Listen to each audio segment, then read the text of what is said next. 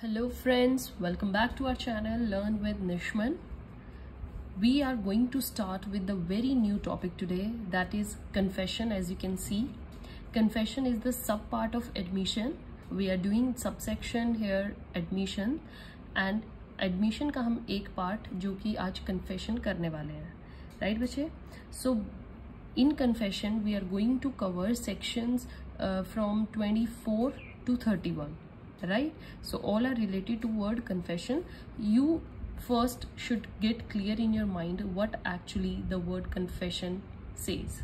Right, a confession is an admission.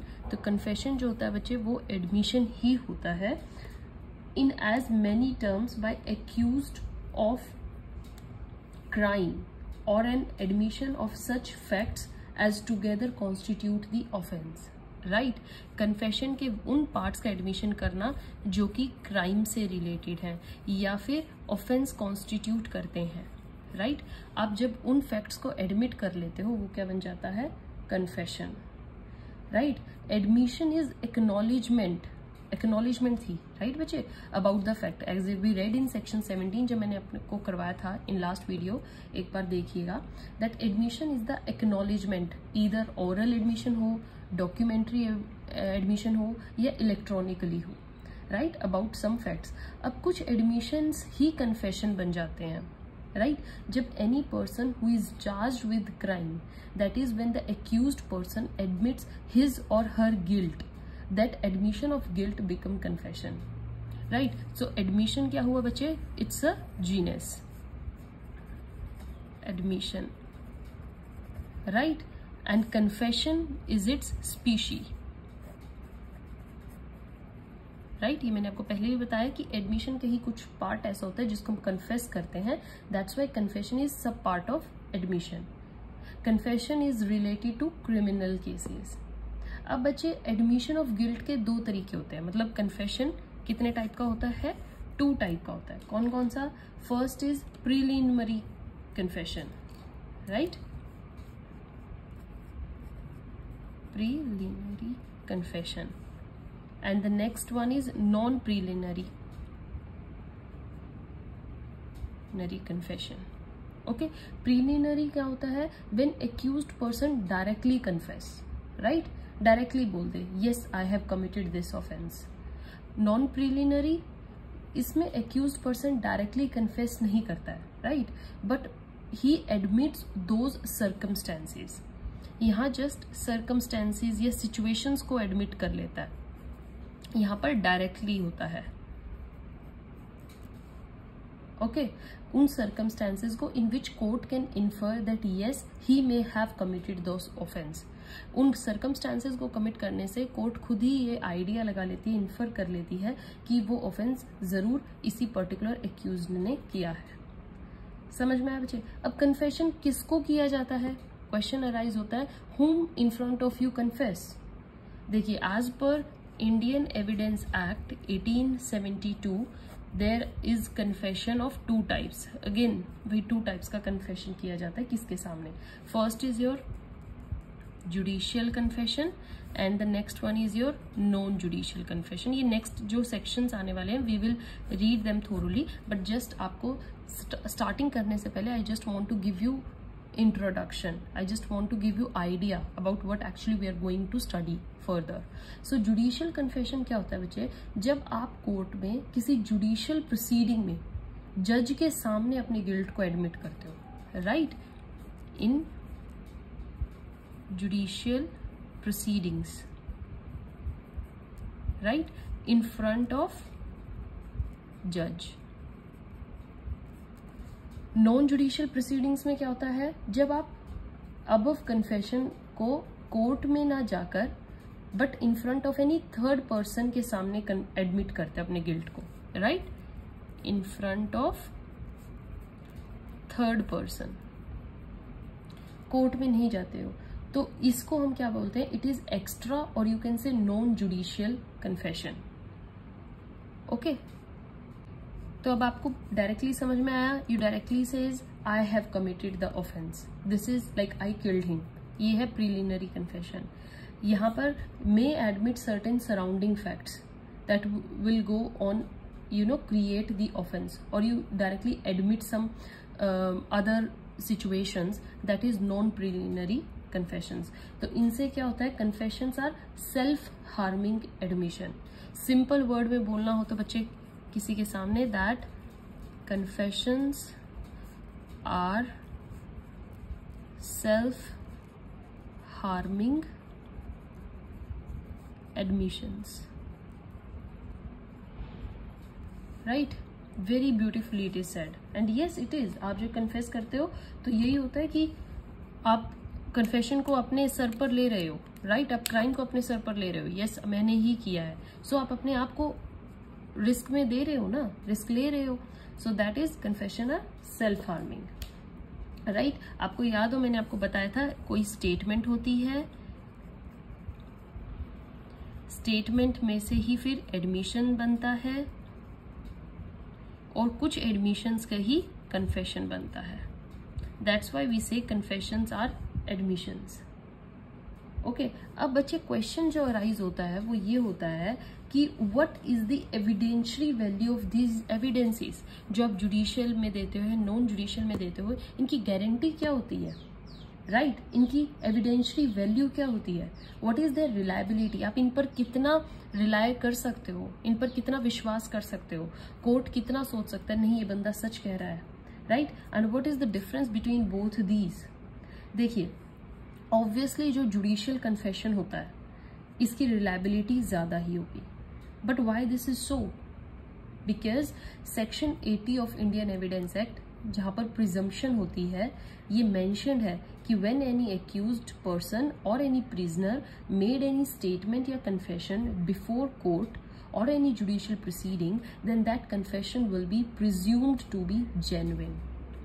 Right? आपका Indian evidence act का section 80 से आप रिलेट कर सकते हैं कन्फेशन से. उसमें साफ बोला गया है कि कोई भी पर्सन जब कोई स्टेटमेंट या कन्फेशन कोर्ट में या जुडिशियल प्रोसीडिंग में देता है तो उस कन्फेशन को जेन्युइन मान लिया जाता है, राइट? तो अगर लो ही प्रिज्यूम कर रहा है कि जो थर्ड पर्सन के आगे आप कन्फेस करोगे, उसके सामने आप कोई भी प्रिजम्पशन करोगे, वो सच नहीं मानी जाएगी या उसको जेन्युइन नहीं माना जाएगा. This is also logical. ये सही भी बोला गया. Why? Because when judicial magistrate record statement किसके अंडर लिखी जाती है बच्चे? जब ये CRPC के सेक्शन 164 में. देखिए कैसे रिलेट हुए सारे के सारे लॉज एक दूसरे से. So that's very easy. Code को आप एविडेंस एक्ट से रिलेट कर सकते हो. क्यों? क्योंकि जो ये जुडिशियल प्रोसीडिंग में जो कन्फेशन होती है वो कन्फेशन CRPC के सेक्शन 164 में लिखी जाती है, राइट? तो इसमें क्या होता है, सबसे पहले मैजिस्ट्रेट ये कंफर्म कर लेता है कि कन्फेशन जो है वो वॉलंटरीली है, right? And it is not induced by any pressure. आप किसी प्रेशर में आके स्टेटमेंट नहीं दे रहे हो. जबकि जो एक्स्ट्रा जुडिशियल है या नॉन जुडिशियल कन्फेशंस होते हैं, इसमें कोई गारंटी नहीं होती है. इसमें ये देखा ही नहीं जाता कि जो एक्यूज्ड है उसने कन्फेशन किस सिचुएशन में आके दिया है, राइट? उसका क्या उस पर कोई प्रेशर तो नहीं था, क्या उसने किसी सिचुएशन में बाउंड में आके तो नहीं दी. So after recording the statement, जब जुडिशियल मजिस्ट्रेट की फुली एक्वायर कर लेता है कि उस पर कोई प्रेशर नहीं है, कोई रिस्क नहीं है, और वो फ्रीली अपनी इच्छा से स्टेटमेंट दे रहा है, तो while recording that judicial magistrate will read that statement and explain that confession to the confessor और एक्यूज्ड. उसको दोबारा से उसकी ही बोली हुई स्टेटमेंट जुडिशियल मजिस्ट्रेट उसको बोल के सुनाते हैं उसी के वर्ड्स में कि आपने ये बोला है, ये स्टेटमेंट आपके अगेंस्ट जा सकती है, कि आप ये अपने फुली एक्टिव माइंड से दे रहे हो कि नहीं, आपको इसके प्रॉस एंड कॉन्स का पता होना चाहिए. सो ये सब हमारे जो मैजिस्ट्रेट हैं उनकी ड्यूटी होती है कि वो कन्फेसर या एक्यूज्ड को अवेयर करवाएं. ओके, इवन जो जुडिशियल मैजिस्ट्रेट है, he tells accused that he is not bound to make that confession, and if he is making it can be used against him during the trial, right? Extra judicial में ऐसी कोई भी warning नहीं दी जाती है, ये याद रखिएगा. किसको? एक्यूज्ड को. ओके, एंड पूरे चांस होते हैं कि रिकॉर्ड करते हुए जो उसकी स्टेटमेंट है उसको फैब्रिकेट भी किया जा सकता है. तो एक्स्ट्रा जुडिशियल में कोई गारंटी नहीं होती जेन्युइननेस की, that is why judicial confessions are highly reliable. यही रिलायबल होते हैं, ये इतने रिलायबल नहीं होते हैं। ओके बच्चे, then comes your inculpatory confession and exculpatory confession. I'll write inculpatory and these are exculpatory. Okay, inculpatory and exculpatory. तो ये क्या होते हैं बच्चे? इनकल्पेटरी कन्फेशन वो होते हैं, कन्फेशन का वो पार्ट जो कि एक्यूज्ड के अगेंस्ट यूज हो सकता है, राइट। इनकल्पेटरी में वो पार्ट जो उसके अगेंस्ट यूज किया जा सकता है, और ये एक सेल्फ इंक्रीमेटरी पार्ट है, आप खुद से ही सेल्फ हार्मिंग एडमिशन दे रहे हो, ये वो पार्ट होता है। एक्सकल्पेटरी में क्या होता है, कन्फेशन का वो पार्ट जो कि एक्यूज्ड कन्फेस कर रहा है, वो स्टेटमेंट अपने सेल्फ डिफेंस में दे रहा है, राइट, वो अपने बचाव में दे रहा है, वो सेल्फ हार्मिंग नहीं है, वो सेल्फ प्रोटेक्टिव स्टेटमेंट होती है, राइट, सेल्फ डिफेंस में दे रहा है, that are favourable to him. ये उसके अगेंस्ट जाती है और ये उसके फेवर में जाती हैं, ये आपको डिफरेंस पता होना चाहिए एक्स्ट्रा नॉलेज के लिए, एक्सकल्पेटरी एंड इनकल्पेटरी। आपका एक केस था बच्चे, Palwinder Kaur versus state of Punjab. I will write here Palwinder Kaur versus state of Punjab, 52 का केस है, 1952। इसमें क्या बोला था, इस केस में ये कहा गया था कि अगर एक स्टेटमेंट में दोनों इनकल्पेटरी एंड एक्सकल्पेटरी पार्ट दोनों ही कन्फेस हो रहे हैं, राइट, अगर कोई एक्यूज्ड इनकल्पेटरी स्टेटमेंट भी दे रहा है, मतलब अपने अगेंस्ट भी, और साथ ही साथ में डिफेंस में भी दे रहा है कि ऐसा मैंने ऐसा भी कर दिया था, राइट, तो कन्फेशन में दोनों ही स्टेटमेंट है, court will either accept whole statement और रिजेक्ट होल, ये इसमें बोला गया था। क्या, इट कैन नॉट, मतलब कोर्ट के ऊपर ये ड्यूटी बनती है, it can not use it partly और partially, can not use partly और partially, right. Court can accept inculpatory part and can reject exculpatory only if the court is enough to do it, otherwise court is not bound to accept one part and reject other।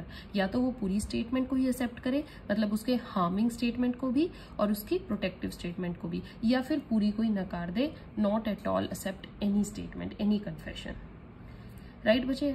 अब आपको confession अच्छे से समझ में आया होगा, इसमें क्या क्या बोला गया है, कितने पार्ट्स होते हैं, किस तरीके से दिया जाता है, रिलायबिलिटी कितनी है, जो एक्यूज्ड है उसको पहले अवेयर किया जाता है कि नहीं, उसके टोटली ये बताया जाता है कि ये उसके अगेंस्ट में जा सकती है। So that's why confession very important topic, और इसको करते हुए हमें अच्छे से ये ध्यान रखना है, बिकॉज इसमें एक एक्यूज्ड की कंप्लीट पनिशमेंट डिपेंड करती है, राइट, वो अपने अगेंस्ट स्टेटमेंट दे रहा होता है। तो ये आपको समझने की नीड है कि हम कब कन्फेशन को वैलिड करते हैं, कब इसको इनवैलिड करते हैं। ऑलराइट, एक्सकल्पेटरी में क्या होता है, एक्सकल्पेटरी इनकल्पेटरी में क्या होता है, ओके, प्रीलिनरी नॉन प्रीलिनरी क्या होता है, जुडिशियल नॉन जुडिशियल कन्फेशन क्या होता है, क्या कन्फेशन एडमिशन का ही पार्ट है, यस, क्या कन्फेशन सेल्फ हार्मिंग एडमिशन होते हैं, यस, केस स्टडी पढ़नी है अच्छे से। So this is all about your topic confession, and in next video we are going to start with its sections, so stay tuned for the next section, section 24 we are going to discuss in next video. Till then, goodbye, thank you.